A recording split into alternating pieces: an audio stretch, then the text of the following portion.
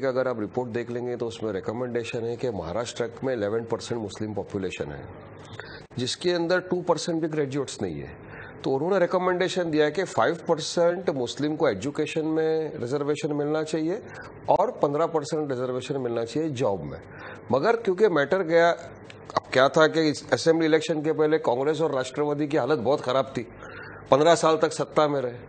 Mahmoodur Rahman committee का report तो 1.5 साल पहले से था, तो पृथ्वीराज चौहान जी ने कोई एक्शन उस पर नहीं लिया।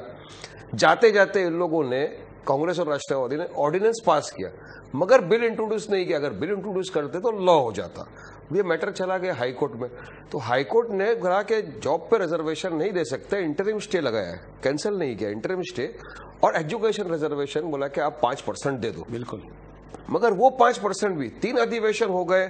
हमने हर अधिवेशन में इस मुद्दे को उठाया कि मुसलमान जो पिछड़ा वर्ग है, socially end educationally backward class है, जो कमेटी ने रिपोर्ट में लिखा है, उस बुनियाद पे मुसलमान को रिजर्वेशन मिलना चाहिए।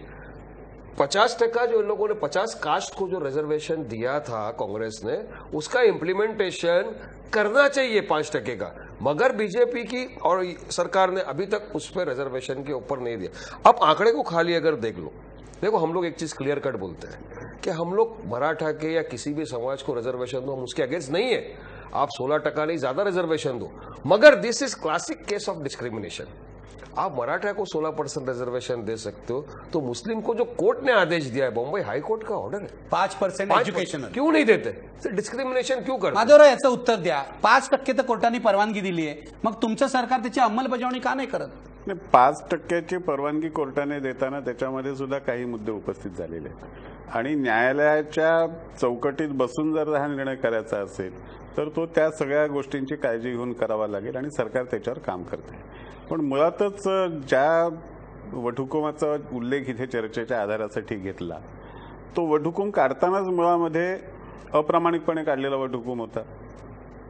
आरक्षण त्यांना द्यायचंच नव्हतं, मराठ्यांनाही द्यायचं नव्हतं, मुसलमानांनाही द्यायचं नव्हतं, पण निवडणुकीच्या तोंडावर या समाजांच्या समोर काही तुकडे फेकण्याचं अत्यंत कोत्या मनोवृत्तीचं राजकारण हे त्यावेळच्या राज्यकर्त्यांनी केलं आणि त्यांना माहिती होतं की आपण वटहुकूम काढतो, त्या वटहुकुमाचं कायद्यामध्ये रूपांतर करण्याचं जसं आता वारिसबाईंनी सांगितलं त्याप्रमाणे ते बिल करायला गेलेच नाहीत आणि वटहुकूम हा टिकणार नाही हेही त्यांना माहिती होतं। हे सगळं माहिती असताना त्यांनी जाणीवपूर्वक या पद्धतीने केलं, कारण त्यांना एक तर त्या समाजांच्या समोर आपण काहीतरी करतो हे तुकडे टाकण्याचा एक उद्देश होता आणि दुसरं त्यांना धार्मिक जातीय आधाराचं राजकारण करायचं होतं, म्हणून त्यांनी हे केलं। आणि त्या पद्धतीचं राजकारण हे भारतीय जनता पार्टीने कधीच केलं नाही। तुमचं म्हणणं आहे काँग्रेस राष्ट्रवादींनी दोघीपणाचं राजकारण केलंच नाही, आणि माझं असं म्हणणं आहे की काँग्रेस, राष्ट्रवादी आणि भाजपा आता सर्वांनीच केलं। प्रधानमंत्रीने काय म्हटलं त्या दिवशी केरळमध्ये? प्रधानमंत्री साहेबने असं म्हटलं की मुस्लिमला एम्पॉवर करा, त्यांना वोट बँकमधून नाही वापर करा त्यांची। तर एम्पॉवर कसा तुम्ही करणार? आता सोशली एज्युकेशनली ते लोक बॅकवर्ड आहे। तुम्ही म्हणतात की महाराष्ट्राला आपल्याला मजबूत करायचे आहे, तुम्ही हरियाणामध्ये तुमची सरकार का देत नाही? असं तुमचं का देत नाही? इम्प्लिमेंटेशन का नाही करत तुम्ही? हे का होत नाही? कसा एम्पॉवर होणार? म्हणजे एक तर तुमच्या सरकारने निवडणुकीच्या तोंडावर दिलं, हे तर सत्यच आहे। 16% आरक्षण मराठ्यांना, 5% मुसलमानांना असं सांगितलं होतं। कोर्टाने मराठ्यांचं आरक्षण त्याला स्थगिती दिली, पण मुसलमानांचं दोन्ही आरक्षणांना स्थगिती दिली, पण 5% शैक्षणिक आरक्षण द्या असं सांगितलं। बरोबर। मग तुमचं काय म्हणणं आहे, का करत नाही भाजप सरकार? भारतीय जनता पक्षाने ते काँग्रेसने केलं का केलं हा त्यातला वेगळा मुद्दा। ते वस्तुस्थिती आहे की त्याने ते आरक्षण तशा प्रकारचं दिलेलं होतं आणि ते आरक्षण सर्व महाराष्ट्र म्हणजे मुंबई हायकोर्टाने स्टे केलेलं नाही, त्याची अंमलबजावणी गेल्या 2 वर्षात न करणं हे टोटली त्या समाजावर अन्याय करण्यासारखं आहे। त्याची अंमलबजावणी त्वरित केली पाहिजे असं माझं म्हणणं आहे। आणि याच्यामध्ये काँग्रेस आणि राष्ट्रवादी काय म्हणतात मुद्दा वेगळा। माझं असं नागरिक म्हणून सुद्धा माझं असं म्हणणं आहे, जर त्याला हायकोर्टाने स्टे दिला नाही तर 5% राखीव जागा मुसलमानांच्या ह्या शिक्षणामध्ये त्यांनी दिल्या पाहिजे। असं म्हणणं सरकार जाणीवपूर्वक करत नाही? I don't want to go into that. मला असं म्हणायचं आहे की त्यांची स्वतःची न्याय, आता मगाशी माधवरावने सांगितलं की न्यायाच्या कक्षेमध्ये आपल्याला शोधलं पाहिजे, मग न्यायाच्या कक्षेने त्यांनी स्टे आणलं नाही तर दे शुड इमिडिएटली इम्प्लिमेंट। एक माझा मुद्दा ह्याच्यामध्ये असे, मगाशी माधवराव असं म्हणाले की घटनेच्या चौकटीमध्ये बसलं पाहिजे। मंडल कमिशन जेव्हा ज्या आयोग जो नेमण्यात आलेला होता, मंडल आयोगामध्ये सुद्धा सोशल अँड एज्युकेशनली बॅकवर्ड क्लासेसमध्ये मुस्लिम समाजामधले जे सोशल एज्युकेशनल बॅकवर्ड क्लासेस आहेत त्यांचा अंतर्भाव करून 4% राखीव जागा मंडल आयोगाने त्यांना दिलेल्या होत्या. दुसरा मुद्दा असा आहे जो मी आज प्रेस कॉन्फरन्समध्ये मांडला. आर्टिकल 16(4) मध्ये, भारतीय राज्यघटनेच्या आर्टिकल 16(4) मध्ये एखाद्या समाज घटकाचं जर सरकारी नोकऱ्यांच्या मध्ये योग्य ते प्रतिनिधित्व नसेल तर त्यांच्यासाठी नोकऱ्यांच्या मध्ये राखीव जागा करण्याची तरतूद जात, धर्म, भाषा कशाचाही विचार न करता फक्त त्या समाज घटकाला एनी बॅकवर्ड क्लास पण योग्य ते प्रतिनिधित्व आहे की नाही कसं ठरवणार? एक्झॅक्टली त्यांच्या लोकसंख्या हे आहे ना, लोकसंख्येच्या प्रमाणामध्ये. म्हणजे समजा आता शेड्यूल कास्टला 12.5% रिझर्वेशन आहे, शेड्यूल ट्राईबला 7.5% रिझर्वेशन आहे, भटके मुक्तांना 8% रिझर्वेशन आहे, ओबीसीना 19% रिझर्वेशन आहे, सेंट्रल गव्हर्नमेंटला ओबीसीना 27% रिझर्वेशन आहे, त्यांची संख्या जर 52% आहे. पण तुम्हाला 50%च्या वर जाता येत नाही केशवानंद भारती केस प्रमाणे, आणि त्या विदिन द लिमिट तुम्हाला ऑपरेट करावं. ती लिमिट मी मानत नाही 50%ची, पण तुम्ही मानता म्हणून ते 50%. असं म्हणणं 69% करायला हरकत नाही. तामिळनाडू 70% करायला पाहिजे, काय हरकत नाही. 70%. अगदी ह्याचं कारण असं, हे बघा, ह्या देशामध्ये 70% आम जनता सगळ्या समाजाची, अगदी ही जर गरीब असेल, ती जर दुर्लक्षित असेल, ती जर मागासलेली असेल, त्यांना शिक्षण, आरोग्याचे दे नसतील तर they must be provided for. त्याचे परिणाम काय होतील तर माझं म्हणणं, मी तुमचं असं म्हणणं आहे मुसलमानांना आरक्षण द्यायला पाहिजे, ऍब्सोल्युटली दिलं पाहिजे, मराठ्यांना द्यायला पाहिजे. मराठा समाजाचं आरक्षण जे आहे हे आरक्षण हायकोर्टाने स्टे यासाठी केलं की मराठा कम्युनिटी हायकोर्टाच्या म्हणण्याप्रमाणे socially and educational backward class नाही, आणि राणे समितीने जो अहवाल दिलेला होता तोही हायकोर्टला मान्य नाही. माझं एवढंच फक्त म्हणणं आहे की जे मगाशी माधवराव म्हणाले, भारतीय राज्यघटनेच्या आर्टिकल 16(4) प्रमाणे कोणत्याही समाज घटकाला जर त्याचं ॲडिक्वेट रिप्रेझेंटेशन नसेल तर त्याला घटना आड येत नाही. ठीक आहे वारिस पठाण, मी येतो माधवराव तुमच्याकडे, तुम्ही याला उत्तर द्या. पण मला हे विचारायचं आहे, क्या कहना है आपका, ये जो फडणवीस सरकार है जानबूझकर नहीं कर रही? देखिए साहब, फडणवीस सरकार जो है ये कॉन्स्टिट्यूशन को भी नहीं मानते, एंटी मुस्लिम, एंटी दलित, एंटी ओबीसी. अब इनका डीएनए के अंदर अगर इनका माइंडसेट ही ऐसा है तो सर उसमें मैं क्या करूं.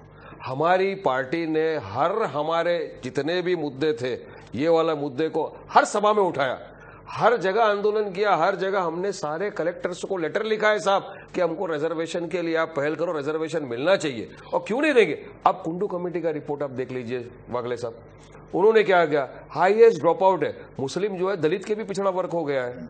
11 ईयर के बच्चे लोग जो उनके पास एजुकेशन नहीं है, आज प्रॉपर हाइजेनिक फैसिलिटी नहीं है उनके पास, पैसा नहीं है, और आज भी मुसलमान एक रूम के अंदर एक फैमिली रहती है. तो ऐसी ग्राउंड पे सोशली और एजुकेशनली ग्राउंड पे उनको आरक्षण मिलना चाहिए. हर कमेटी बोलती है, और कुंडू कमेटी का रिपोर्ट डायरेक्ट सरकार के सामने पेश हुआ था. तो बीजेपी गवर्नमेंट को किसने रोका है? हरियाणा में जाटों को रिजर्वेशन दो, हमको ऑब्जेक्शन नहीं है. गुजरात में पटेलों को रिजर्वेशन दो. जहां राजस्थान में क्या दिया, रिजर्वेशन दिया. तो महाराष्ट्र में ऐसा सौतेला बर्ताव क्यों? तो हमारे लिए तो कांग्रेस, राष्ट्रवादी, भाजपा सभी एक जरिए के, सबने मुसलमानों को वोट बैंक की तरह इस्तेमाल किया. हमारी तकरार यही है. नहीं, आपको वोट बैंक के तरीके से किसने इस्तेमाल किया ये तो आप ही जानते हैं.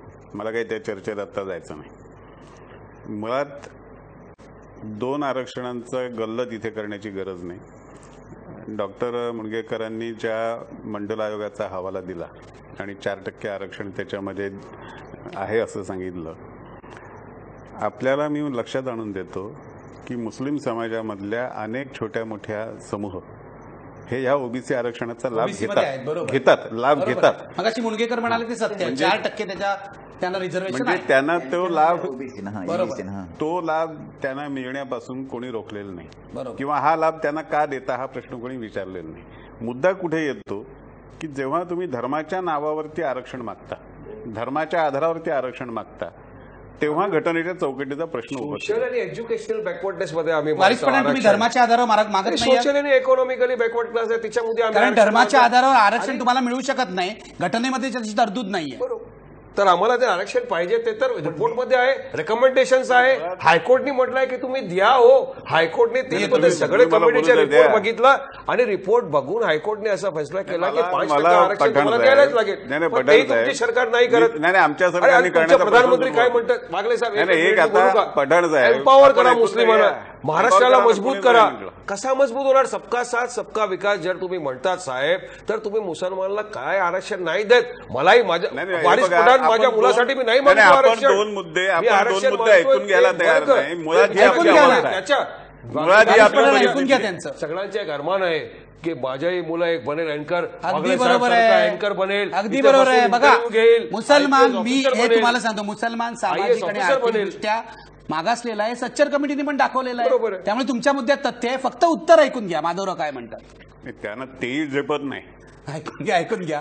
ते आक्रमक आहेत, त्यांची स्टाईल आहे. नाही, तुम्ही मग उत्तर